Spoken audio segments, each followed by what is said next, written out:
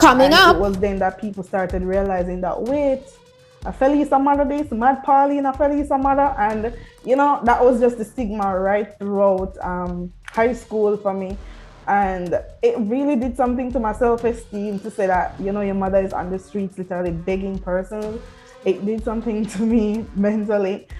And I was determined that, you know what, I'm gonna make it. Hey everyone, so this week on the TrailBlazers, we have Phelisa Ricketts-Graham, one of the youngest principals in Jamaica, who currently at 25 years old is the founder and principal of Western STEM Academy.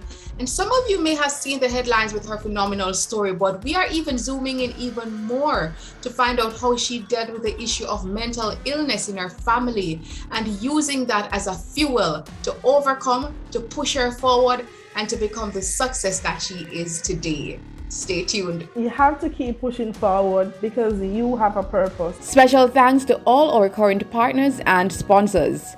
If you are interested in sponsoring or partnering with the TrailBlazers, send an email to the trailblazers247@gmail.com. Some of our most prominent producer them in the industry tell Tony that he could not bust a female artist because Failing is one thing. Failing publicly is a very hard thing. My father always said he was growing a prime minister. And I said I was holding my mouth, the lies were going, and I sat and I saw women on the TV just lying bluntly, just like that. Released the all media survey, and when you look at the name Ron Mushet, 0, 0, 0. And then they send back to say that they apologize. The lady up there never put in the number. Seriously? In terms of help like house cleaning. Yeah, my mom was a helper back then and stuff. To be honest, I was just excited, you know, to play for Western. I did it. I made my move into entrepreneurship at 40. What, last comments would you want to share with You have your core values, you do the right things, it'll fall in place for you. Hi Phelisa, it is a pleasure to have you joining us on the TrailBlazers. It is such a delight. And I should let my viewers know that Phelisa is a past student as well of my alma mater, the Westwood High School for Girls. And so it is a pleasure to feature another, alumna of Westwood. So it's a pleasure to have you. Thank you so much, Tamara. Thank you for having me. Hello, Trailblazers. I've been a fan for a very, very long time. Thank you so much. Yes, Phelisa has been a faithful fan. So it's good seeing a fan coming on the other side now, behind the screen. And you have such a phenomenal story. And I'm just going to, for the several, weeks, Phelisa's story has even gone, bigger and better to a wider audience. And I'm so happy for her. And just to let our viewers know, she is the founder and principal of the Western STEM Academy, as I had mentioned. And she's also the person behind the Purpose Finder Club and so much more. So I'm going to let her share her story. So Phelisa, one of the things that has struck many about your own story is that you're one of the youngest, perhaps the youngest principal in Jamaica. Tell us how all of that unfolded. So I started Western STEM Academy literally after being fired from a teaching position. So I was teaching at a private institution, and I knew I always wanted to start a school, but I didn't think that the opportunity would present itself until in my mid-50s, 60s after retirement or so. But in the pandemic, the opportunity presented itself to help students to get a good education. And that's when I really started Western STEM Academy 2 years ago. Wow, that's awesome. And we're going to touch some more on your professional achievements as a young leader a little bit later. But I just wanted you to just highlight that. But we're going to now go a bit into your own personal story and journey, because you, even though, yes, you went to one of the best high schools in Jamaica, but you had quite a rough upbringing. I understand that, your one of your parents passed away pretty early. You were in a children's home. So share with us about your early years. So when I was 7 years old, my father died. He died at that time. And my mother developed a mental illness shortly after. And that was a pretty rough time for me. I grew up with my grandmother. She tried her best to give me all that she could, but we were living in abject poverty, no electricity, no running water. We would bathe outside, and it was a community of boys. I was like the only girl living there. And whenever it was bathing time, a girl had to run and hide because we didn't really have that privacy growing up. And it was just a troubling period with depression. My mother was begging on the streets. My peers would tease me. And it was overwhelming as a child. And in high school, I started getting attention from the wrong crowd. Yeah. And that resulted in me ending up in Granville Girls' Home. Wow. So just to touch on that point where you mentioned the fact that, your father died and then growing up in pretty much poverty then, and then connecting with that wrong crowd. I would think that, a lot of times, especially children in children's home or in homes of safety, is because they are also going through, whatever challenges, as it was in your case. So how did you overcome that? Because it couldn't have been easy. It was not easy at all. It was really hard at that point, but I was determined. I knew that education would have been my way out of poverty because there wasn't any other way. There was just nothing else. There wasn't really any family support. There wasn't anything. But with the quality of education and exposure that I was getting at Westwood High School, when you go to school, you feel like you can really make it because you see people from all different backgrounds.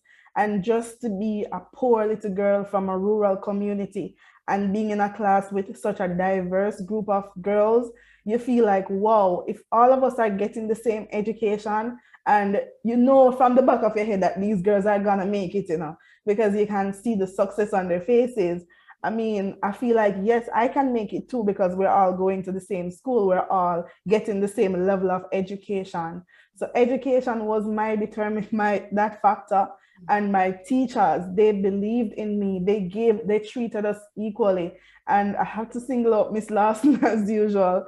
She was on the TrailBlazers. She poured into me fully. And that was when I said, you know what, I can make it. I'm going to make it regardless of where I'm coming from. Yes, and I have to, as you have rightly mentioned, Miss Lawson, because she likewise had poured into me and so many. And so we're lauding her, and I know she's watching this interview. All right, so Phelisa, so it's interesting though that even though you were a troubled child per se then, ending up in a home of safety, you are still obviously smart, because to put things into context for our viewers who don't know, Westwood High is actually one of the top 10 schools in Jamaica yearly. So you still obviously had some, book smarts then about you, right? Yes. So all through that was the thing I was good at. I was the academic person who was always on top of the class from early childhood to primary. It was an all-age school. I was always that top student who always got all the prizes, as they would say, for all the subject areas. It was natural. Like, I really didn't study much. I was a reader, so I would read a lot of books, but getting good grades, it came natural for me. That was the only thing that was really good for me. And that was those moments made me the proudest. Like, whenever it's awards time at graduation, I would get several prizes, and then that's the only time I would really feel like, whoa, you're good at something, you're worthy. And that feeling, it stayed with me from then until now. Yeah, I know the feeling. I definitely know the feeling.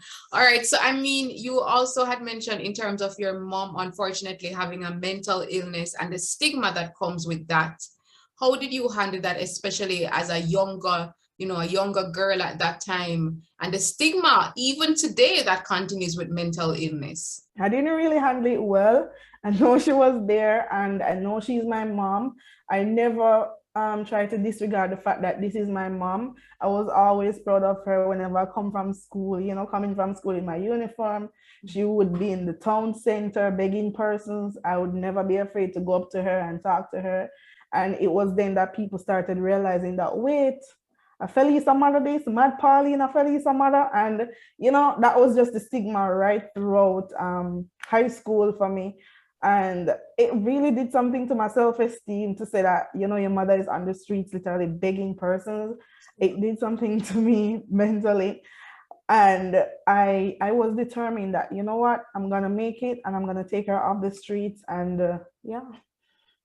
Wow, and she's off the streets. Yeah, she's off the streets. Wow, that is amazing. That is phenomenal, Phelisa. And I mean, the issue of mental illness, because you mentioned even you yourself as a high schooler, you were still struggling with depression because of that. And it's something that, again, is very topical again these days, because so many, and you would be surprised, a lot of young people as well are struggling with mental health issues. So how important is it for others to look on with empathy and to provide some support and help as opposed to laughing and jeering? Well, the first thing that we have to understand is that these people didn't cause this on themselves. It is something that some persons, you know, for whatever reasons, persons struggle with depression. Some persons, it just happens out of nowhere, because my mother, she wasn't always like that. For the first 6 years of her lives, she was, well, 6 years of my life, she was really good, you know. She could respond to me, she could take care of me. It just happened, like it just happened out of nowhere. And to see her go like that, and I'm like, whoa, you know, these people didn't cause this on themselves. So we have to be very empathetic. We have to understand that they are people too, and it can happen to anyone. Because I can tell you that she didn't do anything. She wasn't sick physically. There was just nothing. It just came on. And it's not like how, I mean, it was just, I can't even explain it, but I can say that these people didn't cause it on themselves. And these people, we have to be very empathetic, and we have to be caring and watch the words that we say to them. If we can help when persons are on the streets begging, we give them. If we can't, we move on. We don't have to throw stones at them. We don't have to try to hurt them or anything like that. Awesome. All right, Phelisa, and we are hearing the advocate there, because Phelisa likewise is a former Jamaica Youth Ambassador, a part of that program, I remember. And no, actually the Jamaica Advisory, Youth Advisory Council of Jamaica. Yes, because I remember I was part of the cohort before you, I think it was. Yeah. So she is phenomenal, and you hear that advocacy and the leadership. All right, so we're going to jump back now into the professional aspect of things. So having left Westwood, I know you went to Teachers College, and I'm sure the journey still wasn't easy, because obviously coming from a humble background, going through these struggles financially, it must have taken a toll on you likewise. So how did you manage to just pull through nonetheless? So I was able to attend the high school because of attend college because of the help of the Westwood Old Girls Association, right? So they helped me, Miss Lawson helped me, several persons helped me. And that was actually after an article was published in the Jamaica Gleaner when I was 17 at the time. And so many persons reached out and helped towards sending me to college for that first year. So the first year of college, I was good. I was happy. I made it. Like, you know, a poor girl like me is in college now. I'm going to get a degree after. So although everybody believed that Phelisa should be going to medical school because Phelisa is so brilliant, she did all the sciences.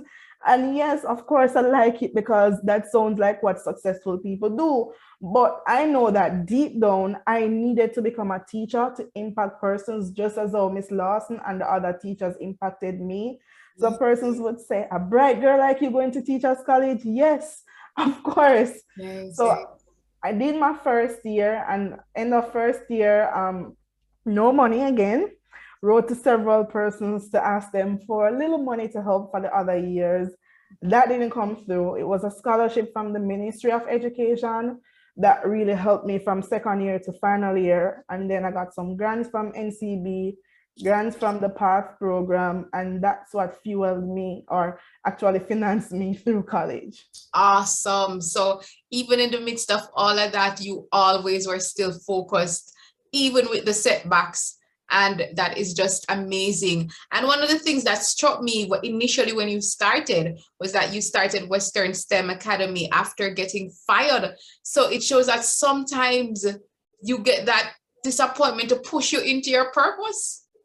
That is so true. Like whenever we have our biggest loss, it can be our biggest win. Yes, yes, yes. So tell us about that now. Tell us about Western STEM Academy, your leadership program, your purpose program. Tell us about the many initiatives that you are now doing. So Western STEM Academy is a full-time virtual school for students who are 3 to 18 years old. So it's full-time education for all students, regardless of their location. So that's something that's going really well. We love the impact that our students are actually getting right now. We love the results that they're getting. Even recently, some of our students that we helped in our extra class program, in our CSEC workshops, they did so well. We just had a student who said she was placed second in mathematics in the island, fourth in physics awesome. in the island. And I'm just like, whoa, whoa, whoa. That is awesome. Thank you so much. And for the Purpose Finder, that's all about finding your purpose, walking in your dreams. So not actually having to be a circumstance of your situation, but finding success even in the dark places. And for persons who want to earn a bit more money because you're not comfortable with what you're earning, that's what we also focus on, how you can use your skills to actually earn you additional streams of income online. That is awesome. Phelisa, they're blazing her trail. And I mean, Phelisa, just listening to your story, having that interaction, to put it into context, Phelisa is still young. Like, she's like, you're 25 years old now. Yes, I turned 25 January. Just the other day, right? And of course, she became the youngest principal at 23 years old. So, I mean, you have like, as all our trailblazers, have so much more to offer, but we're just so proud of you. So, I mean, I want you to share with our viewers that are looking on and they're like, wow, despite the odds, she persevered. Why is it so important to do that? Especially, sometimes you may feel discouraged. You may feel like giving up. So why keep pushing forward? You have to keep pushing forward because you have a purpose. No matter what you're going through right now, no matter where you are, there is a calling on your life. There is something for you to fulfill. So yes, it might seem dark. It might seem hopeless. It might seem that it will never get better. But there's just something for you to do. Even you going through that particular situation can be a story for others who are going through similar situation. And I use my example, like I couldn't tell you why my father died when I was 7. How can I explain that? He was supposed to live until I'm an adult. He was supposed to take care of me.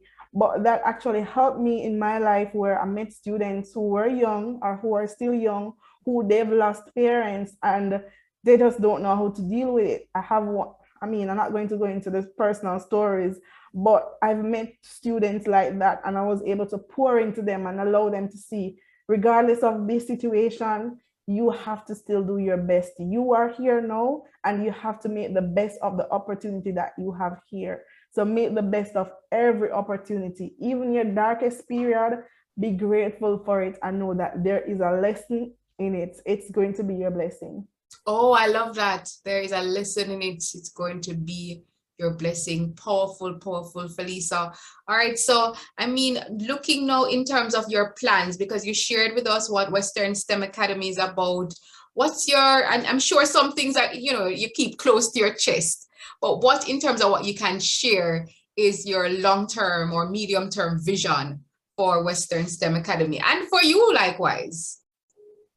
So in terms of medium-term, long-term vision for myself for Western STEM Academy, for me, I'm writing a book that I should have written 7 years ago, but I don't regret it. Yeah, the timing is the timing. Yes. Mm-hmm. So from 7 years ago, I wanted to write that book. I haven't written it, but I know that this is the year that I need to finish it.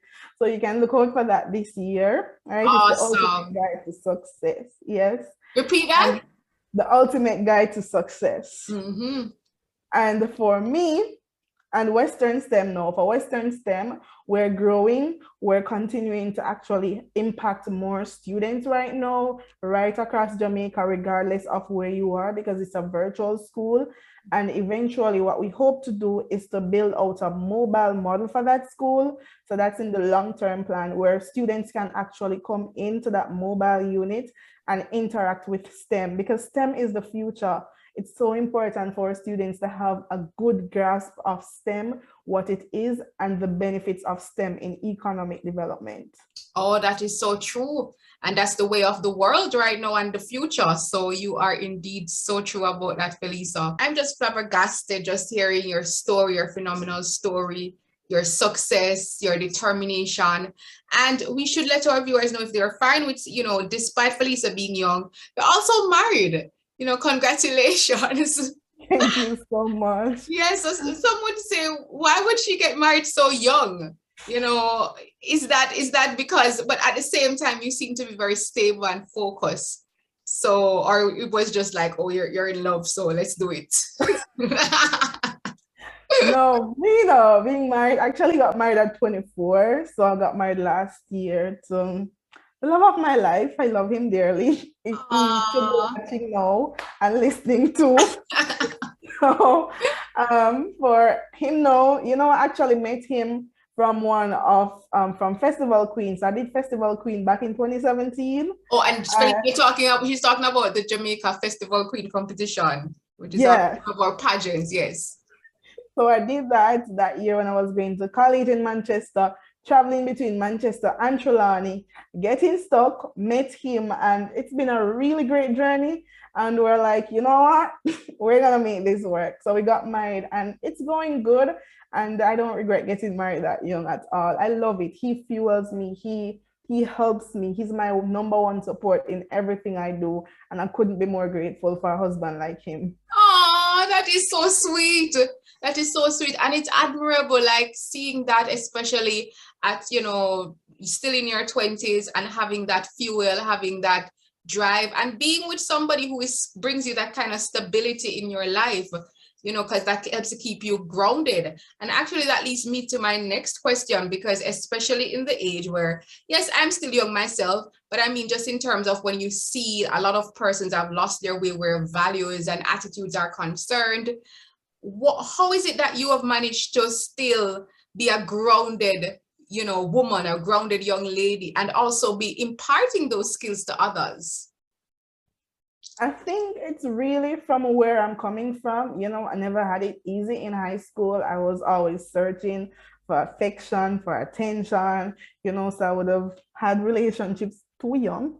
Yes, and they never ended up well at all. Like, they were crazy. I hope to write that in my book, how that was, right? So they were crazy. And I realized that, you know, when you are doing something, you have to make the best of the opportunity. You have to ensure that you're making good decisions that will positively impact your life.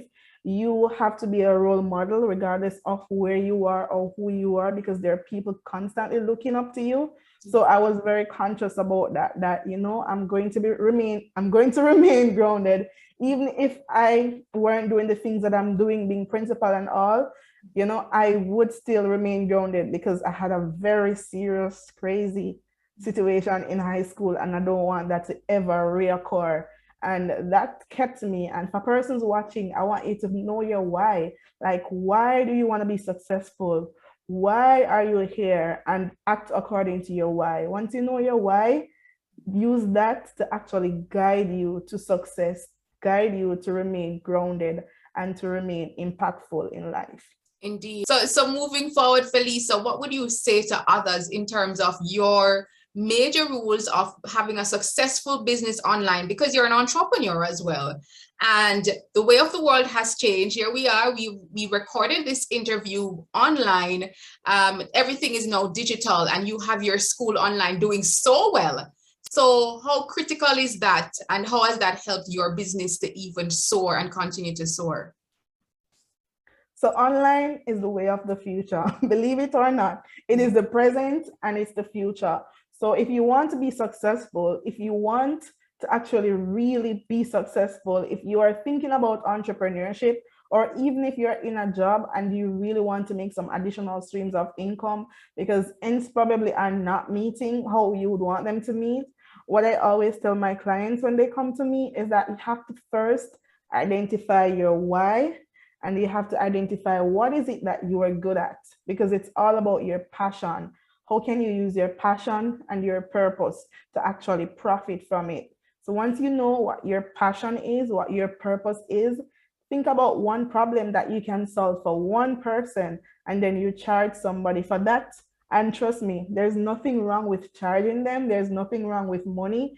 We use money. Money is an important part of our life. So we have to accept that and understand that persons are willing to pay you for your services, pay you for your time. And that can bring you additional streams of income, because one source of income is too close to poverty. Yes, I love that. One source of income is too close to poverty. And I like the part where you mentioned using your passion and your purpose to profit from it. The 3 Ps. Yes. The 3 Ps. All right. So we're going to wrap things up, Phelisa. You have shared quite a bit with us. I can see why you are the phenomenal educator and leadership coach that you are, because we got some real good gems. And I want you to share with those who are watching, other aspiring trailblazers that see this beautiful, successful young lady, walking in her purpose, overcoming various difficulties and odds, and making a name for herself and want to be like you one day. What would you say to them? What are your rules for success that you'd want to impart? So my rules for success is that success is really an addition of small habits repeated.